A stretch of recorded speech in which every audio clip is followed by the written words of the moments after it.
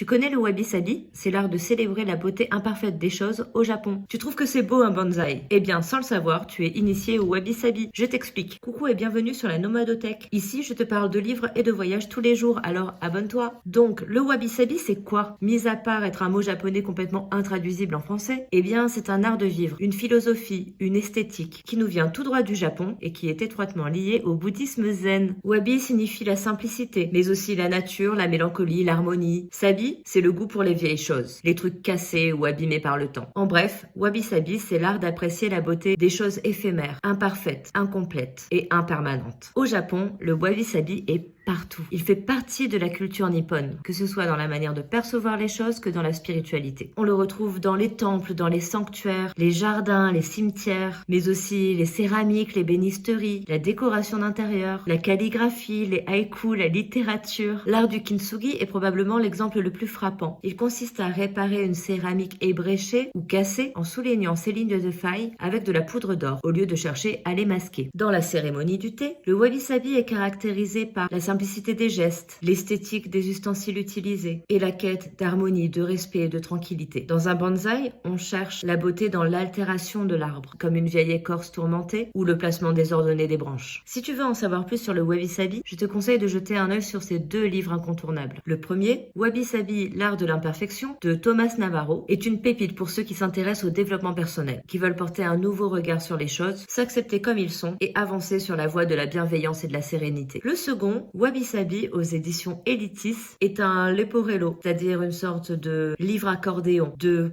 4 mètres de long, sur lequel l'auteur et illustrateur dessinent la quiétude et la sérénité des temples et des jardins japonais dans lesquels la contemplation règne en maître. Dis-moi en commentaire si tu veux connaître plus de livres incontournables sur le Japon et n'hésite pas à liker, partager, enregistrer cette vidéo pour me soutenir. Allez, bisous!